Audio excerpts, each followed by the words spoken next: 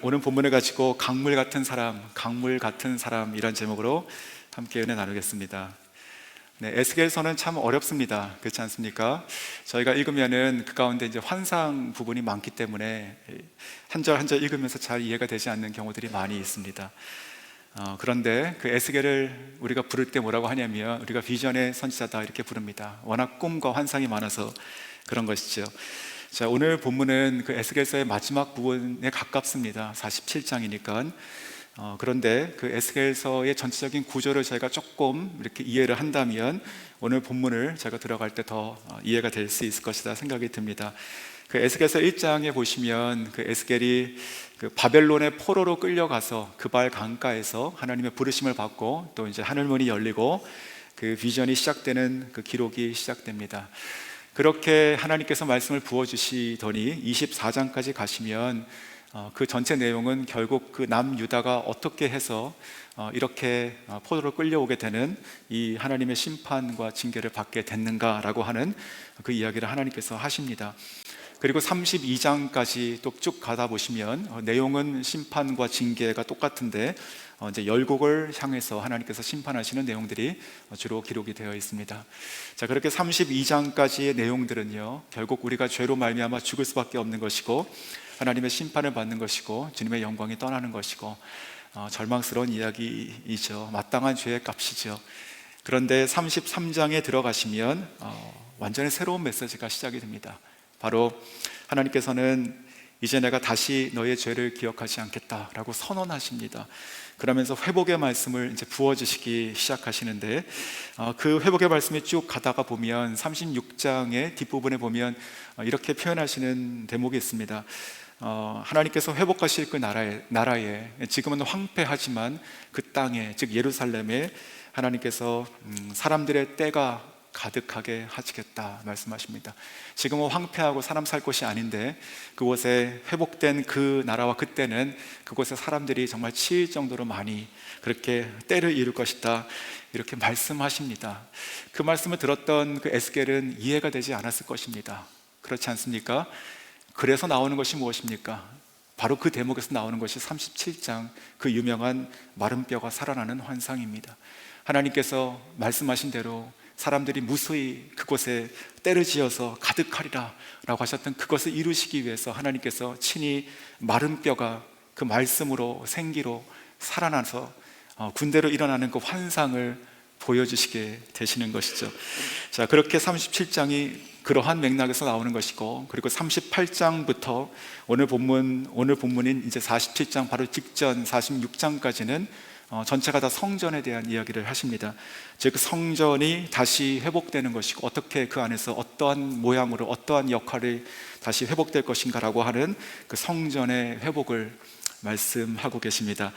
자, 그리고 나서 오늘 47장 저희가 들어가는 것입니다. 그 회복될 성전을 보이시고 나서 오늘 본문은 그 성전에서부터 흘러나오는 그 강물을 지금 에스겔이 환상으로 보고 있는 것입니다. 성전에서부터 흘러나오는 그 강물은 결국 모든 사람과 그리고 열방으로 흘러가서 그들을 다 살리게 되는 비전을 보여주고 계십니다. 그래서 저희는 오늘 이 아침에 이 성전에서 흘러나오는 이 물이 어떤 물인지 저희가 살펴봄으로 말미암아 바로 그와 같은 강물 같은 사람이 되고 싶다 이런 마음을 같이 품고 저희가 함께 기도할 수 있는 시간 될 수 있으면 좋겠습니다. 자, 첫 번째 이 성전에서 나오는 이 물은 어떤 물일까요? 바로 그 보호자에서부터 나오는 하나님의 임재의 물입니다. 하나님의 임재의 물입니다. 자, 1절 제가 다시 한번 읽어드리겠습니다. 그가 나를 데리고 성전 문에 이르시니 성전의 양면이 동쪽을 향하였는데 그 문지방 밑에서 물이 나와 동쪽으로 흐르다가 성전 오른쪽 제단 남쪽으로 흘러내리더라. 자, 지금 이 물이 시작되고 있습니다. 자, 이 시작이 지금 어디서부터 나오고 있습니까? 바로 성전 문에서 흘러나오고 있습니다. 성전 물에서 흘러나오고 있는데 이 물은 성경에서 많은 의미가 있지만 특별히 이제 하나님의 임재의 상징으로 저희가 또 많이 보게 되죠. 오늘 이 본문도 여기서 나오는 물은 하나님의 임재 상징으로 또 볼 수 있습니다. 자, 오늘 본문에서 보시면 이 물이 성전의 동쪽 문에서 흘러나온다 이렇게 기록되고 있습니다. 그냥 동쪽 문이 아니라 저희가 이제 에스겔서 이전의 그런 문맥들을 보면 굉장히 또 중요한 얘기가 연결이 되는데, 바로 이 동쪽 문에서 흘러나오는 이 하나님의 임재 강물은 에스겔서 43장을 보시면 하나님의 영광이, 하나님 자신이 회복될 이 성전으로 들어가셨던 바로 그 문입니다. 자, 에스겔서 43장 1절과 2절 제가 읽어드리겠습니다. 그 후에 내가 그를 데리고 문에 이르니 곧 동쪽을 향한 문이라. 이스라엘 하나님의 영광이 동쪽에서부터 오는데 하나님의 음성이 많은 물소리 같고 땅은 그 영광으로 말미암아 빛나니. 계속 4절과 5절을 보시면 또 이렇게 말씀하시죠. 여호와의 영광이 동문을 통하여 성전으로 들어가고 영이 나를 데리고 안뜰로 들어가시기로 내가 보니 여호와의 영광이 성전에 가득하더라. 아멘. 자, 이것이 오늘 이 강물이 시작되기 전에 있었던 이 회복될 성전을 보이시면서 하나님께서 친히 그 성전 안으로 들어가시는 모습을 저희가 지금 본 것입니다. 사랑하는 성도 여러분, 이 성전에 들어가는 이 하나님의 영광, 그리고 그곳에 임재하셨던 그 하나님의 임재와 그 소리가 지금 어떻다고 지금 기록이 되어 있었습니까? 제가 읽어드린 부분에서 많은 물소리 같다. 자, 많은 물소리 같다, 이렇게 기록이 하고 있죠. 이 많은 물소리라고 하는 것은요, 마치 그 먹구름이 가득 꼈는데 하늘을 다 꺼멓게 막았는데 그 하늘에서 막 장대비가 막 쏟아지는 그런 소리가 바로 많은 물소리입니다. 아주 우렁차고 그리고 솟구치고 그리고 장엄하게 흐르는 엄청난 양의 그 물소리, 바로 그것이 바로 이 많은 물소리인 것이죠. 어제 이 말씀을 준비하며 제 자신이 그 상상을 하고 또 꿈을 꾸고 머릿속에 꿈을 꾸고 또 이제 기도하게 됐던 것이 무엇이냐면, 정말 이러한 성전 정말 사모하게 됩니다.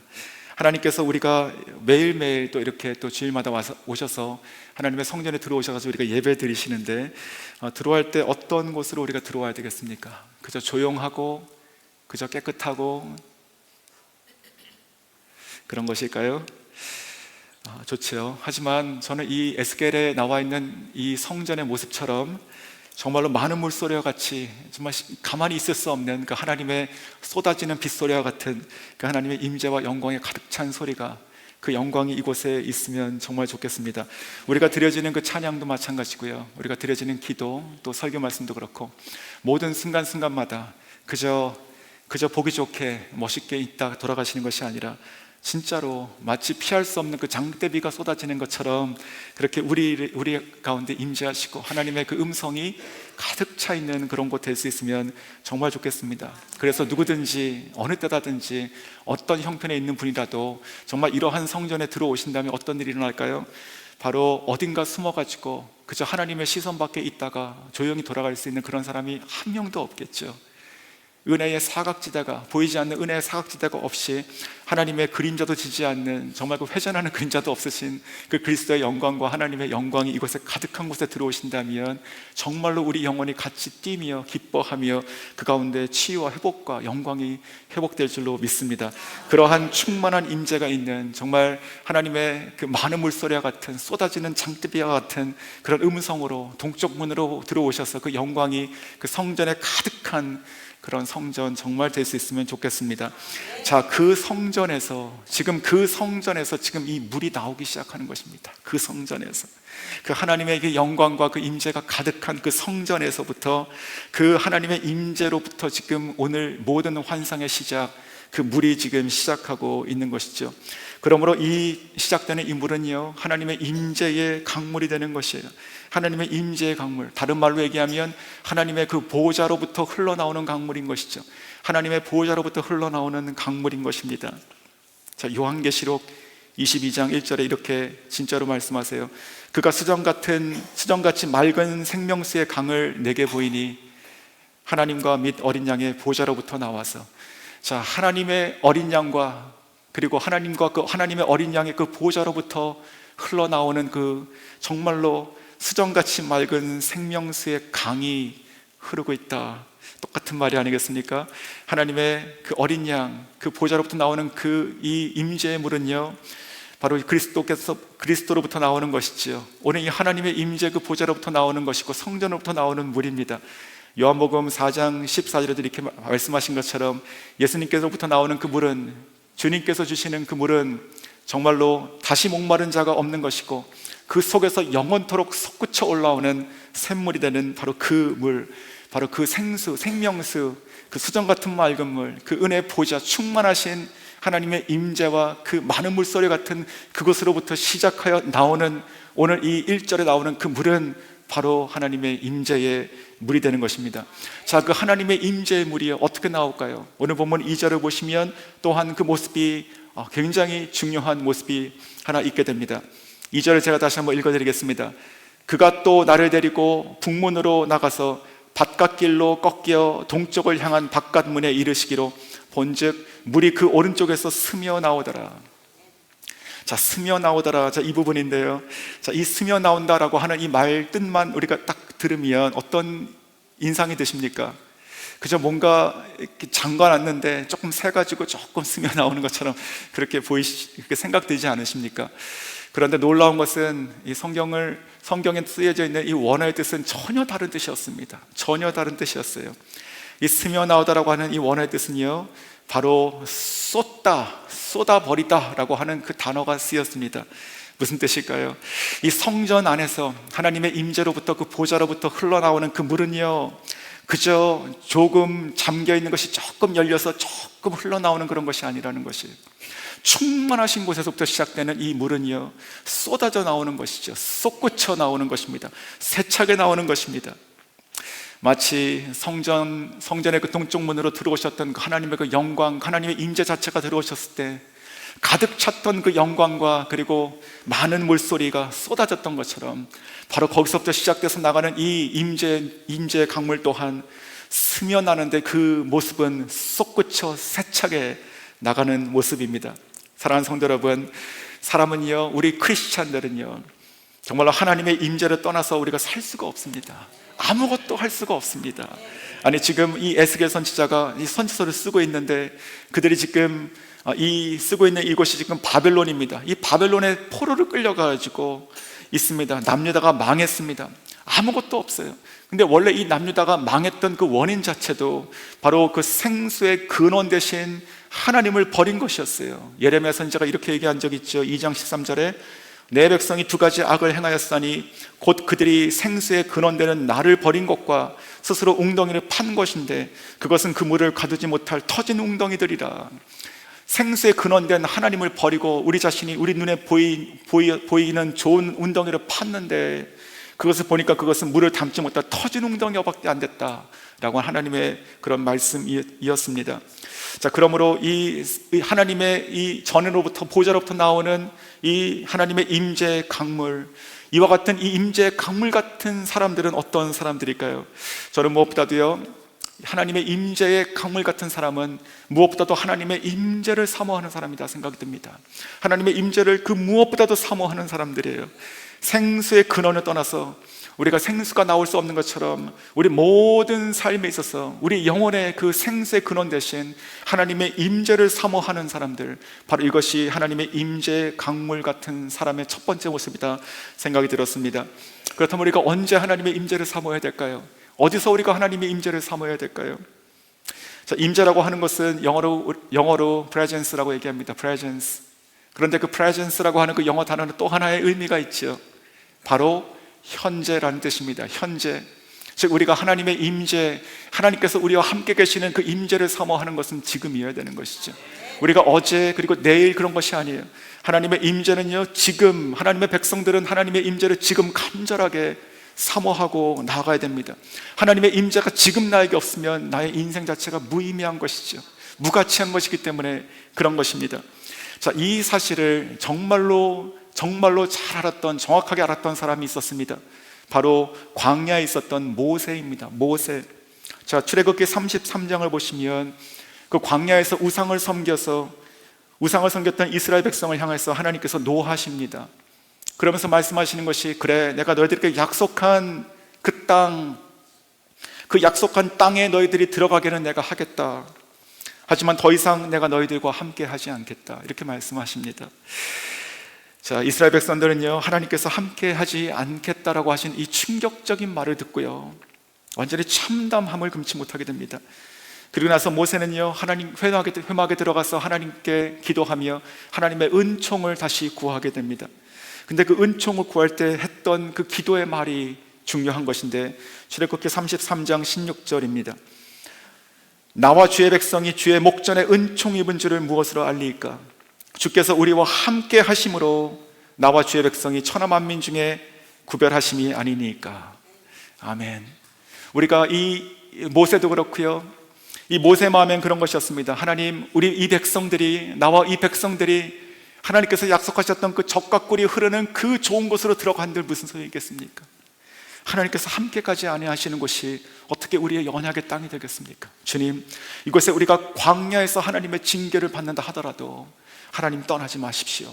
하나님께서 함께 하셔야지만 바로 그것이 우리가 살아가는 것이고, 이것이 내가 은총을 입은 것이고, 우리 민족이 주님께서 함께 하시는 것이 우리 민족의 천하 만민 가운데, 만국 가운데 하나님께서 특별하게 구별하셨다는 증거가 됩니다 라고 하신 것이지요. 사랑하는 성도 여러분, 우리도 똑같습니다. 우리가 단 한 가지 구하고 정말로 사모하고 사모해야 되는 것은요, 하나님의 은혜입니다. 하나님의 임재입니다. 하나님께서 함께 하시는 것이에요. 우리의 삶 가운데 좋은 일, 기쁜 일, 행복한 일, 형통한 일들이 이루어진다 하더라도 그것이 하나님과 관계없는 것이라면 그것은 저주인 것이죠. 그것은요, 절대로 하나님의 축복의 은혜의 길이 될 수가 없는 것입니다. 정말로 생수의 근원 되신 분, 그분의 영광이 충만하신 그 하나님의 임재를 사모하고 사모하시는, 그렇게 사모하시고 사모하시며 살아가시는 여러분 될 수 있기를 주의 이름으로 축원합니다. 그 하나님의 임재를 우리가 사모해야 되는, 우리가 같이 사모해야 되는 또 하나의 공간이 있습니다. 바로 그것은 성전이죠. 오늘 이 성전의 물도 마찬가지예요. 하나님의 임재가 충만히 임하셨던 그곳에서부터, 하나님의 임재의 그 보좌로부터 그 하나님의 임재의 강물이 흐르기 시작했습니다. 즉 성전의 임재, 하나님의 충만하셨던 임재로부터 시작됐던 것이지요. 성전을 향한 이 하나님의 충만하신 임재, 그리고 성전을 향한 이 간절한 사모함을 가지고 계십니까?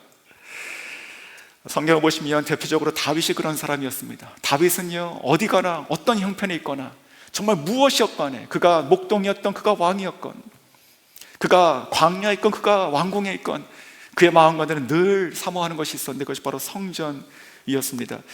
이 다윗의 이 성전 사모하는 마음들은요, 시편에 무수히 많아요. 근데 그 중에 시편 84편 2절을 제가 읽어드리겠습니다. 이렇게 사모합니다. 내 영혼이 여호와의 궁정을 사모하여 쇠약함이에요. 자, 내 영혼이 지금 쇠약해졌어요. 내가 지금 마르고 죽을 것 같아요. 왜 그럴까요? 내가 여호와의 궁정을 사모하니까요. 자, 그런데 놀라운 것이 무엇인지 아십니까? 이 시편 84편에 쓰여진 배경이 있습니다. 그 배경은요, 이 다윗이 지금 왕이 돼가지고 편안하게 있는 중에 이렇게 그냥 쓴 것이 아니에요. 학자들이 얘기하는 것이 바로 다윗이 자기 아들 압살롬에게 배반을 당해서 그 반역으로 말미암아 그가 피난길에 올랐을 때 지어진 시 중에 하나라고 학자들은 얘기합니다. 무슨 말입니까? 다윗의 지금 형편은요, 지금 너무나 절망스러워요. 너무나 원망스러워요. 아무것도 없어요. 한탄하고 싶습니다. 그런데 그 중에도 다윗의 마음을 사로잡은 그 사모함이 있었는데 그것이 무엇입니까? 바로 여호와의 궁정이었다는 것이죠. 자기의 안위, 자기의 형편을 얘기하는 것이 아니고, 내가 어떤 상황에 어디에 있든지 간에, 하지만 내 마음속에 내 영혼이 마를 것 같은 이 마음은 바로 내가 여호와의 궁정을 사모한다, 내가 여호와의 전에서 내가 떨어져 있다라는 바로 그것이었습니다. 그래서 그 마음으로 이 다윗은요, 또 노래하고 노래하고 노래하며 바로 이 시편에 무수히 그 성전을 사모하는 마음들을 심어놓은 것입니다. 사랑하는 성도 여러분, 하나님의 임재의 이 강물 같은 사람 된 우리들도 마찬가지입니다. 성전에 임하시는 하나님의 이 간절한 하나님의 임재 충만함을 저희가 함께 정말 사모했으면 좋겠습니다. 우리 각자도 이 성전에 향한 그 사모하는 마음들이 더 일어나야 됩니다. 다윗이 얘기한 것처럼 내가 평생 정말 주의 전에 거하며 그분의 얼굴을 바라보고 싶은 마음들, 내가 정말 아무것도 아니다 하더라도 내가 성전의 문지기라도 줬사오니 내가 주님의 몸에 붙어 있고 싶은 마음들, 그런 마음들이 저희들에게 있기를 원합니다. 저는 항상 이렇게 기도할 때 늘 이렇게 이미지로 생각하면서 기도하는 것 중에 하나가 무엇이냐면, 하나님, 오늘도 우리 성도님들이 이곳에 와가지고 예배 드리시는데 이곳에 하나님의 임재가 충만해야 되는데, 그래서 한 사람도 그 임재에서 벗어난 분이 없어야 되는데, 하나님 임재를 채워주십시오. 하나님의 영광을 채워주십시오. 하나님, 저기 있는 저 벽부터 시작해서 저 십자가부터 시작해서 저기 맨 끝에 앉아 계신 분들 뿐만 아니고 저 위에서 지금 통역하시고 또 미디어실에서 컴퓨터 키보드 누르신 분들까지 모든 공간에 하나님의 은혜의 사각지대가 없기를 원합니다. 하나님의 정말 임재가 충만하기 원합니다. 그러한 충만한 임재가 있는 이곳에 성도님들 들어오셨을 때 하나님을 만나기 원합니다. 하나님을 만나서 변화되기 원합니다. 정말 이 예배가 통해서 우리가 살아나기 원합니다. 그런 마음들을 항상 갖고 있습니다. 오늘 이 임재가 충만한 교회가 정말로 여기서부터 시작해서 하나님의 임재의 그 충만한 강물이 흐르고 있습니다. 근데 이 강물이 흐르는 것 또한 무엇이냐면 바로 이것은 예배의 임재를 얘기하는 것이죠. 왜냐하면 조금 전에 처음에 말씀드렸던 것처럼 이 에스겔서 37장에 무슨 말이 있었습니까? 36장에서 하나님께서 황폐한 그곳이 다시 사람들의 때가 가득 찰 것이다. 어떻게 해요? 그래가지고 하나님께서 보이셨던 그 환상이 37장에 마른 뼈가 군대로 일어나는 환상이었습니다. 자, 그 사람들 지금 어디 있어요? 그 사람들 어디 가야 됩니까? 그 사람들 지금 뭐 하고 있어요? 그리고 나서 성전의 환상이 나오는 것이에요. 그 성전에서 흘러가는 그 물이 흘러가는 것이죠. 바로 예배입니다. 이 예배를 통해 가지고 하나님의 그 임재가 흘러가는 것이고 그 살아난 영혼들에게 덮여야 되는 것이 아니겠습니까? 예배라고 하는 것은요, 그와 같이 정말로 우리 삶을 바꾸는 것이에요. 우리 삶이 그냥 와가지고 예배를 드린다, 아니 내가 하나님께 예배 드린다, 그런 것이 아니죠. 죄로 인해서 우리가 정말 죽을 수밖에 없는, 정말 영원히 죽을 수밖에 없는 죄인 아닙니까? 그런데 우리가 무엇이라고 그리스도와 십자가에 돌아가셨어요?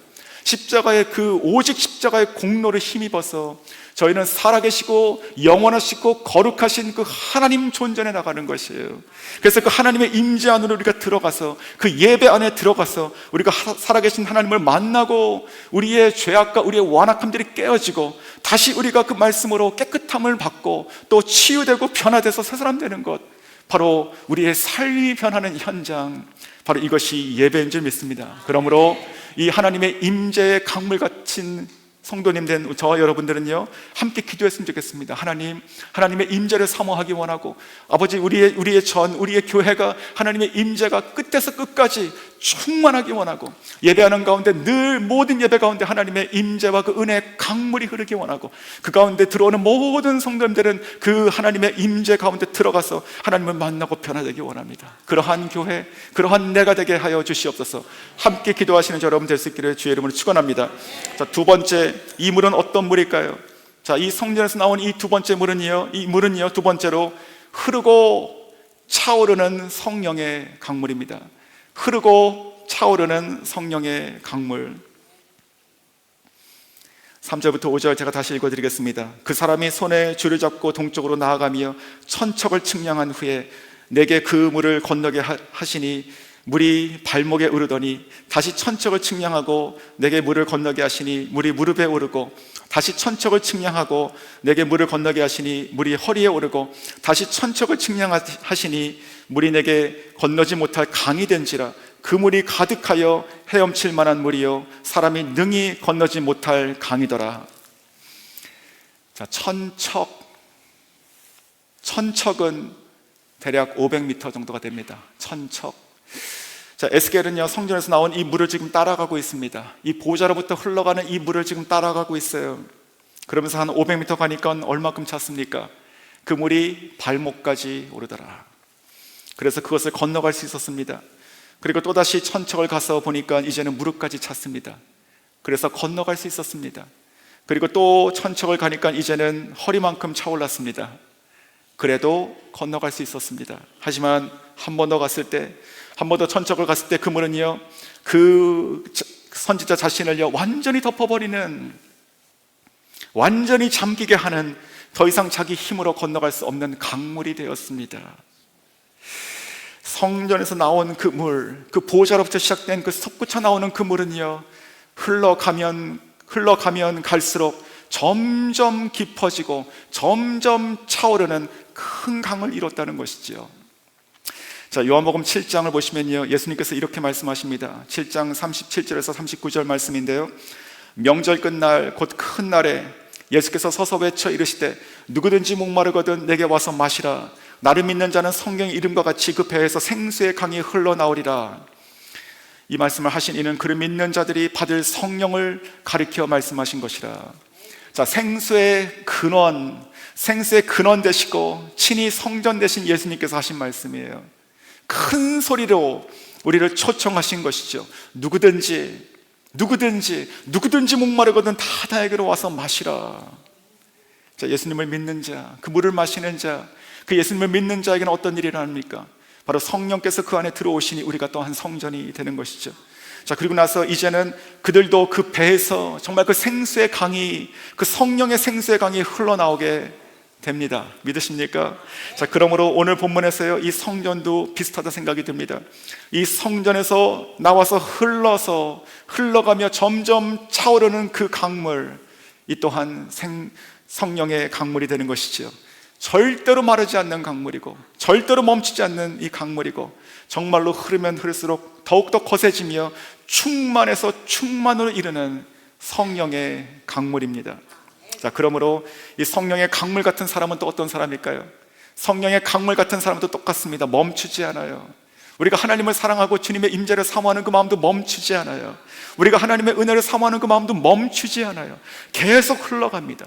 계속 흘러가는데 똑같은 양으로 흘러가는 것이 아니에요. 계속 흐르면 흐를수록 충만해지는 것이에요. 이것이 바로 성령의 강물 같은 사람인 것이죠. 우리가 발목까지 찬 것, 그리고 또 무릎으로 찬 것, 이런 것으로 우리가 살아가지 않습니다. 우리가 마음대로 건너갈 수 있지 않습니까? 여전히 그런 것이 아니에요. 우리가 허리까지 정도 차면 좋겠다, 나의 인격과 나의 힘과 나의 소욕도 어느 정도 가지고 있고, 그리고 이제 성령도 어느 정도 따라가고, 그런 것도 아니에요. 우리는요, 이 강물과 성령의 강물 같은 사람은요, 완전히 잠기는 데까지 이르기를 원하는 것입니다. 하나님의 성령이 나를 완전히 충만하게 잠기는 데까지. 그래서 더 이상 내가 내 스스로 무엇인가 할 수 없을 지경이 될 때까지 내가 그렇게 사모하고 나가는 것이지요. 그러시기를 원하십니까? 우리가 어제 받은 은혜로, 그때 언제 기억을 더듬었을 때 그때 그 정말 놀라웠던 하나님의 은혜, 그런 것들 다 발목으로 보셔야 돼요. 이미 다 발목이에요. 혹은 무릎인 것이죠.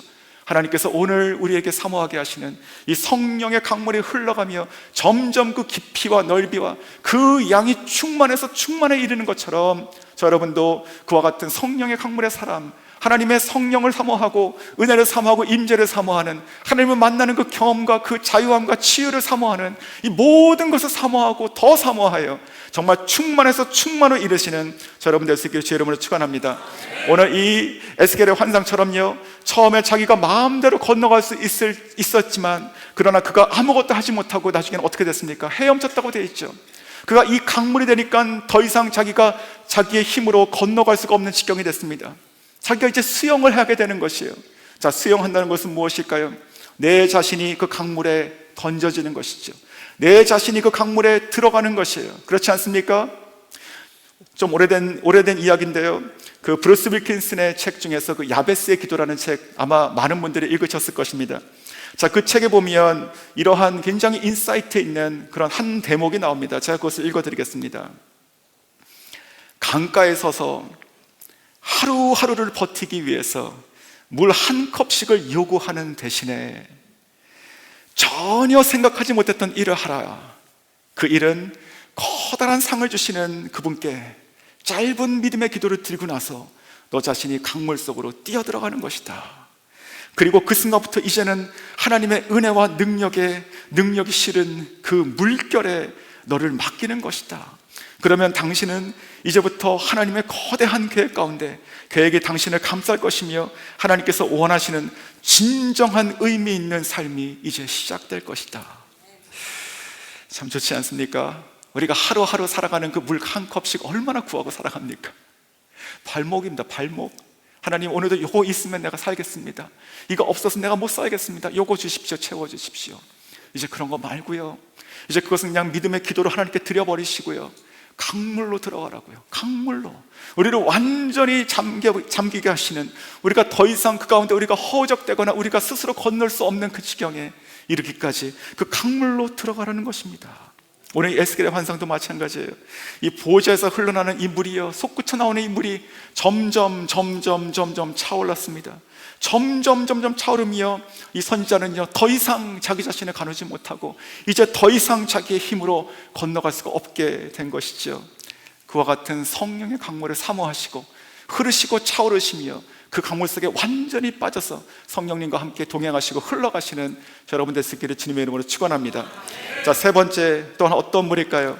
오늘 이 에스겔의 환상에서 나오는 이 물은요, 살리는 물 곧 보혈의 강물입니다. 살리는 물 곧 보혈의 강물. 오늘 본문을 보시면 6절부터 12절까지 보시면요, 쭉 읽으시면 한 가지 반복되는 단어가 눈에 띄십니다. 그것이 뭐냐면 살아난다는 것이에요. 살아난다, 계속 말씀하시죠. 자, 6절부터 8절 다시 한번 제가 읽어드리겠습니다. 그가 내게 이르시되 인자야 내가 이것을 보았느냐 하시고 나를 인도하여 강가로 돌아가게 하시기로 내가 돌아가리 강 좌우편에 나무가 심이 많더라. 그가 내게 이르시되 이 물이 동쪽으로 향하여 흘러 아라바로 내려가서 바다에 이르니 이 흘러내려간 물로 그 바다의 물이 되살아나리라. 이 강물이 이르는 곳마다 번성하는 모든 생물이 살고 또 고기가 심이 많아지고 이 물이 흘러 들어가므로 바닷물이 되살아나겠고 이 강이 이르는 각처의 모든 것이 살아날 것이며. 자, 12절 보시면 또 이렇게 얘기하시죠. 강 좌우가에는 각종 먹을 과실나무가 자라서 그 잎이 시들지 아니하며 열매가 끊이지 아니하며 달마다 새 열매를 맺으리니 그 물이 성소를 통하여 나옴이라. 그 열매는 먹을 만하고 그 잎사귀는 약재료가 되리라. 아멘. 성전에서 나오는 물, 하나님의 임재의 보좌로부터 나오는 이 물은요, 강물이 되어서 점점 흘러가며 점점 거세지며 충만한 물이 되었습니다. 그리고 이제 그 강을 따라서, 그 물이 지나갔던 그 강 따라서 그 좌우편에 무엇이 생겼습니까? 나무들이 나오는 것이에요. 나무들이 심이 많이 생겼고요, 또한 이 물은 계속 흘러 들어가서 오늘 성경 보니까 아라바로 내려갔다고 되어 있지요. 그 아라바라고 하는 이 바다에 들어가서 그 바다의 물들을 살렸다고 되어 있습니다. 사랑하는 성도 여러분, 이 바다가 무엇일까요? 바로 사해입니다. 사해는요, 그 지중해 해수면보다 400m나 밑에 있는 아주 낮은 바다입니다. 그리고 위로 요단강에서 들어오는 그 물 받기만 하시 밖으로 빼내는 곳이 없는 호수입니다. 보통 우리가 바다라 그러면 그 가운데 염분이 있죠. 그 염분이 대략 한 3.5%입니다. 그런데 이 바다는요, 이 사해는요, 이게 물이 빠지지 않고 들어오고 계속 증발하기 때문에 그 염분이 계속 올라가서 염도가 바뀌어요. 대략적으로 부분마다 조금 틀린데 대략 30% 이상입니다. 자, 그러면 무슨 뜻일까요? 3.5 바닷물도 짠데요, 이것은 짠 정도가 아닌 것이 한 10배 가까이 짠 것이죠. 그래서 물고기가 살지 못합니다. 그래서 그것이 사해가 되는 것이죠. 죽은 바다. 자, 그런데 오늘 성경 말씀 보니까 뭐라고 말씀하십니까? 오늘 이 에스겔의 성전의 환상에서 본 이 물은요, 그것이 흘러나가서 강물이 되어서 그 양옆에 있는 그 나무만 살리는 것이 아니라 이 강물이 흘러 들어가서 어디까지 간다고요? 이 사해까지 들어간다고요. 이 사해로 들어가서 그 물로 말미암아 그 바다의 물이 되살아나게 한다고요. 그래서 그곳에 다시 고기가 생기게 한다고요. 죽어있는 영혼들이 살아나는 것입니다. 아니, 죽어있는 것들이 살아나는 것이에요. 바로 살리는 물인 것이죠. 이 성령에서 나오는 물은요, 그냥 물이 아니에요. 이것은 살리는 물이에요. 살리는 물입니다. 자, 어떻게 죽은 것도 살아나는 역사가 일어날까요? 이 물이 도대체 무엇이길래 어떻게 죽은 이 바다가 살아날까요? 바로 예수 그리스도께서 십자가에서 흘리신 그 보혈의 강물입니다. 우리를 영죽을 죄에서 구원하시고 우리를 살리신, 정말 그 생수 대신 우리를 살리시는 그 물, 바로 예수님께서 십자가에서 쏟으신 그 보혈이죠. 이 예수님의 십자가에 쏟으신 그 보혈과 오늘 이 에스겔의 환상에서 나온 이 물과 연관이 있습니다. 요한복음 2장에서 보시면요, 예수님께서 공생애를 시작하시는데 초창기부터 시작해서 몇 번 강조해서 말씀하신 것 중에 하나가, 예수님은 자기 자신을 성전이라고 말씀하십니다. 성전. 자, 오늘 이 에스겔의 환상에 나오는 이 성전은요, 물론 1차적으로는 스룹바벨 성전을 얘기합니다. 하지만 참되신 성전, 그리고 영원하시고 온전하시고 거룩하신 성전은 누구십니까? 바로 예수님이시죠. 자, 이 예수님께서 자기 자신이 성전이에요. 성경에도 이렇게 말씀하십니다. 요한계시록 21장 22절 말씀입니다. 성 안에서 내가 성전을 보지 못하였으니, 성전이 없어요. 이는 주 하나님 곧 전능하신 이와 및 어린 양이 그 성전이심이라. 회복될 새 땅과 새 하늘을 보니까 성전이 없어요. 어디 갔지? 보니까 바로 예수 그리스도께서 성전이시다, 이렇게 지금 얘기하고 있는 것이죠. 자, 주님께서 성전이세요. 자, 그렇다면 이제 다시 한번 십자가로 한번 가보십시오. 예수님께서 십자가에 달리셨어요. 이게 무슨 뜻일까요? 성전이 십자가에 달리는 것이에요. 성전이. 자, 예수님을 향해서 그 로마 병사가 창을 찔러서 옆구리에서 피가 나게 합니다. 이게 무슨 말일까요? 성전에서 보혈이 흘러나오는 것이지요. 바로 이것이 보혈의 강물, 우리를 살리는 강물이 되는 것입니다. 그 보혈이, 이 보혈의 강물이, 그리스도의 보혈의 강물이 지나가는 곳마다 나무들이 일어나는 것이고요, 열매를 맺는 것이고요, 그리고 그 죽은 바다, 그 사유로 흘러갔을 때는 그 바다가 살아나는 것이, 영죽을 우리를 살리신 것이지요. 에베소서 1장 7절 말씀입니다. 우리는 그리스도 안에서 그의 은혜의 풍성함을 따라 그의 피로 말미암아 속량 곧 죄사함을 받았느니라. 베드로전서 1장 18절 19절 이렇게 말씀하시죠. 너희가 알거니와 너희 조상이 물려준 헛된 행실에서 대속함을 받은 것은, 너희 조상이 물려준 그 헛된 행실로 말미암아, 죄로 말미암아 죽을 수밖에 없는 우리가 대속함을 받은 것은 은이나 금같이 없어질 것으로 된 것이 아니요 오직 흠없고 점없는 어린 양 같으신 그리스도의 보배로운 피로 된 것이다. 아멘. 사랑하는 성도 여러분, 보혈의 강물, 이것은 바로 우리를 살리는 강물입니다. 이것이 바로 성전에서 지금 흘러나오고 있는 것이에요. 그렇다면 보혈의 강물 같은 사람은 또 어떤 사람이겠습니까? 우리가 그 보혈의 강물 같은 사람이 될 것인데 어떤 사람일까요? 바로 우리도 영혼에게 다가가서 영혼을 살리는 자가 되어야 됩니다. 이것이 바로 보혈의 강물 같은 사람입니다. 나 혼자 산 것으로 내가 멈추는 것이 아니에요. 내가 예수 믿고 천국 가는 것으로 끝이 아닌 것이에요. 하나님께서는요, 우리로 하여금 우리를 보혈의 강물로 살리셨습니다. 그리고 우리 안에서 이제 그 생수의, 그 성령의 그 보혈의 강물이 나오게 하셔서 우리로 하여금 또한 누군가에게 가서 그들을 살리라고 하시는 것이죠. 아니, 한 영혼뿐만이 아니고요, 마치 그 사해 바다 전체를 살리는 것처럼 하나님께서 원하실지도 모르겠습니다. 강물 흐르는 곳곳마다 온 데가 다 나무가 살아나고 모든 것이 다 살아나는 역사가 일어났던 것이지요. 한 영혼을 품으셔야 됩니다. 한 영혼. 새들백교회 많이 들어보셨죠? 릭 워렌 목사님.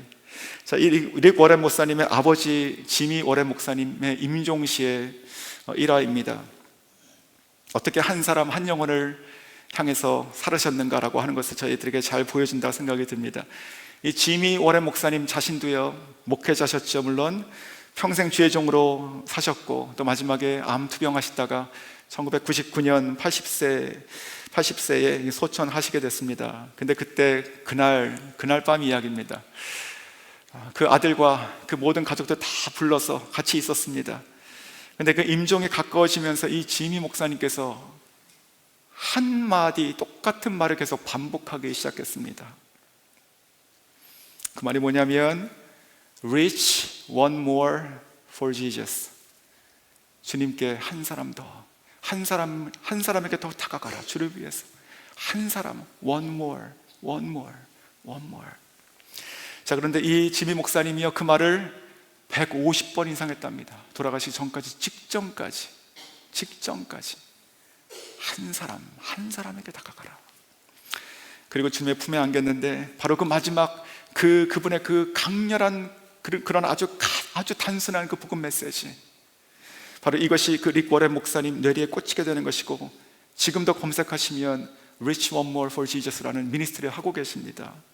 사랑하는 성도 여러분, 정말로 이 보혈의 강물 같은 사람이 이와 같은 사람이에요. 우리가 살아가면서 많은 그런 관심과 기도 제목들과 우리의 수고와 노력들이 있습니다. 그런데 잠시 한번 생각해 보십시오. 나는 내가 그리스도의 보혈로 내가 살아난 자라고 내가 말하면서, 내가 이렇게 예배당에 와서 예배 드릴 때 하나님께 그것을 감사한다고 고백하면서, 나는 정작 그 그리스도의 보혈을 가지고 누구를 살리고 있는가? 나는 정작 이 흐르는 이 살리는 물과 같은 강물 같은 삶을 내가 살고 있는가? 제가 돌아볼 수 있기를 원합니다. 우리가 그 누군가에게 가서 우리가 그리스도의 보혈의 강물을 흘리면, 그 보혈의 강물이 닿으면 그 사람 살아납니다. 우리가 할 수 있는 것이 아니죠. 우리가 무슨 능력 있다고 누구를 살리고 누구를 바꿉니까? 말 한마디도 못 바꾸는 것이 사람 아닙니까? 하지만 그리스도의 보혈은 다른 것이에요. 그리스도의 보혈은 죽음 바다도 살아나게 하는 것이 아닙니까? 죽어가는 영혼, 아니 죽은 사람도 살리는 것이 그리스도의 보혈의 능력인 줄 믿습니다. 그래서 저희도 이와 같이 정말로 이 보혈의 능력을 가지고 다가가셔야 됩니다. 한번 생각해 보십시오. 이 보혈의 능력은요, 이것은요, 나중에 우리가 천국 가가지고 거기서 노래할 그런 능력이 아닌 것이죠. 지금 우리가 써야 되는 것이죠. 이 보혈의 능력은요, 지금 오늘 우리 가운데 믿음으로 우리가 흘리고 보일 때 우리 가운데 역사하시는 하나님의 메시지가 되는 것입니다. 혹시 올해 이 말씀 12절처럼요, 혹시 오랫동안 고쳐지지 않는 질병으로 고통받는 성도님들 계십니까? 혹은 내 주변에 그런 분들이 계십니까? 그것이 너무나 안타깝죠. 늘 기도하지만 답답하죠. 그렇다면 오늘 이 말씀을 가지고 선포하고 기도하셨으면 좋겠습니다. 하나님, 오늘 이 말씀에서 흐르는 이 강물, 이 살리는 강물, 이 보혈의 능력이 있는 보혈의 이 강물의 능력을 믿고 내가 선포합니다. 주님, 치료하여 주시옵소서. 닿는 곳마다 낫게 하셨다는 이 말씀이 오늘 임하게 하여 주시옵소서. 또한 예수님을 믿은 지 오래됐지만 그래서 내 마음이 이렇게 식어 있는 분 계십니까? 너무 차가워요. 내가 하나님의 인재에 대한 말씀, 어떤 사모함을 들어도 별로 그렇게 통하지 않는 분이 계십니까? 그렇다면 제 말을 꼭 들으십시오. 꼭 들으십시오. 그 식어있는 그 마음도요, 보혈의 능력이 닿으면 살아납니다. 그 마음도 내가 어떤 실패와 나의 어떤 형편도 마찬가지, 내가 다 굳어져 있고 내가 다 박살나 있다 하더라도 마찬가지, 괜찮아요. 우리가 하나님의 이 보혈의 능력, 이 보혈의 강물이 흐르는 것을 우리가 믿고요, 그 강물에 우리가 들어가면 이 강물이 지나가는 곳마다 살아나지 않습니까? 이 그리스도의 보혈을 우리 식어진 우리 마음 가운데 뿌리셔야 됩니다. 하나님, 내가 이 강물, 그리스도의 이 보혈의 강물에 내가 뿌립니다. 내가 적십니다. 다시 내가 살아나게 하여 주시옵소서. 또한 매일매일 우리가 열심히 수고하고 있지만 참으로 힘든, 정말 돌파되지 않는 그런 재정으로 어려워하시는 분 계십니까? 근심과 걱정으로 그 마음이 무거운 분 계십니까? 똑같습니다. 오늘 지금 역사하시는 이 생수의 강물을 우리가 들이켜 마셔야 되는 것이에요. 우리가 그렇게 근심하고 걱정하는 것이 아니라 이 말씀 그대로요. 하나님, 이 강물을 내가 들이켜 마십니다. 주님, 나의 삶을 아버지 돌파시켜 주시고 뚫어 주시고 그리고 회복해 주시고 살아나게 하여 주시옵소서. 또한 가족들에게 혹시 사랑의 말, 또 기쁨의 말, 축복의 말 그렇게 하고 싶은데 날마다 나도 모르게 원치 않게 서로 상처 주고 계신 분 혹시 계십니까? 상처 받으신 분 계십니까? 그래가지고 그 관계 가운데 어려워하신 분 계십니까? 어떻게 치료가 될 수 있을까요? 똑같아요. 오늘 여기 있는 이 흐르는 물을 마셔야 됩니다. 이 흐르는 살리는 물이 필요한 것이죠. 다른 것이 아닌 것이지. 누가 뭘 잘못하고 뭘 어떻게 해가지고 안 해서 된 것이 아니지 않습니까? 우리 이 말씀 그대로요. 하나님, 지금 이 말씀에서 흐르는 이 살리는 물, 이 살리는 이 강물을 저에게 부어주십시오. 치료해 주시고 회복해 주십시오. 나와 이 관계에서 하나님께서 들어가 주시고 나도 바꿔주시고 상대방도 바꿔달라고 기도해야 됩니다. 오늘 지금 이 임재의 강물, 그리고 이 성령의 강물, 정말로 이 살리는 이 보혈의 강물들이 우리 가운데 흐르기를 원합니다. 그래서요, 우리가 발목의 그런 경험이 아니고요, 이 무릎 정도도 아니에요, 이제 허리도 아니에요. 정말로 우리가 사모하는 이 살리는 이 보혈의 강물, 이 또한 정말로 우리의 머리에 차고 넘치는 그런 역사가 사모하는 모든 분들에게 임하시길 주의 이름으로 축원합니다. 자, 말씀을 맺겠습니다. 사랑하는 성도 여러분, 오늘 이 에스겔의 환상 속에 있는 영광스러운 이 성전에서 나오는 이 물, 어떤 물이었습니까? 이것은 보호자로부터 흘러나오는 하나님의 임재의 물이었어요. 그리고 또한 흐르며 차오르는 성령의 물이었습니다. 그리고 죽은 것도 살려내는 보혈의 강물이었습니다. 그러한 강물 같은 사람 되기를 원하십니까? 그러한 삶을 살 수 있기를 원합니다. 그러한 것을 정말 사모하십니까? 자, 이 말씀을 맺으면서 제가 결론적으로 이렇게 생각했습니다. 이러한 사람들이 수없이 일어나면 어떤 일이 일어날까? 이러한 사람들이 내가 이러한 사람이 되고 나의 가족이 이러한 강물 같은 사람, 정말 하나님의 임재의 사람, 하나님의 임재를 나르는 사람, 하나님의 성령을 나르는 사람, 그리고 아버지 보혈의 능력처럼 내가 살릴 수 있는 사람이 된다면, 그런 사람이 나 하나가 아니라 그런 사람이 내 옆에 있는 형제 자매 되고 우리 성도가 다 된다면, 그러면 어떤 일이 일어날까요? 저는 단언할 수 있습니다. 부흥이 일어납니다. 부흥. 우리가 지금까지 경험했던 어떤 그 은혜의 수준이 아닌 것이에요. 부흥이라고 하는 것은요, 사람이 할 수 있는 것이 아니죠. 사람이 만들어낼 수 있는 것이 아니에요. 사람이 열심히 헌신해가지고 다다를 수 있는 것이 아닙니다. 오늘 이 전체 내용의 시작에 하나님의 보좌로부터 나오는 전적인 하나님의 강물이 흘러갔어요. 그 강물이 흐르며 스스로 증가됐어요. 그 강물이 살렸어요. 그 강물이 치료했어요. 이 강물이 덮치고 덮쳐가지고 그 안에 빠지게 만들었습니다. 이것이 부흥이 아니겠습니까? 이러한 강물 같은 사람이 되기 원하고, 하나님의 임재와 성령과 이 치료하시는 살리는 이 보혈을 우리가 사모하고 내 가운데 선포하고, 우리 가정 가운데 이 강단에서, 이 교회 가운데, 예배 가운데서 계속 흘리고 선포할 때 정말로 영혼육의 전인격적인 하나님의 회복과 부흥이 일어난다고 저는 믿습니다. 우리의 개인뿐만이 아니고 가정과 교회와 사회와 그리고 열방이 변화되고 살아날 줄로 믿습니다. 전방위적인 치유와 회복과 살아남과 부흥이 일어나는 것이지요. 모든 닿는 곳마다, 모든 성도가 흘러가는 곳마다, 모든 기도하는 그 제목들마다 그리스도의 보혈과 살리는 역사가 있기를 주의 이름으로 축원합니다.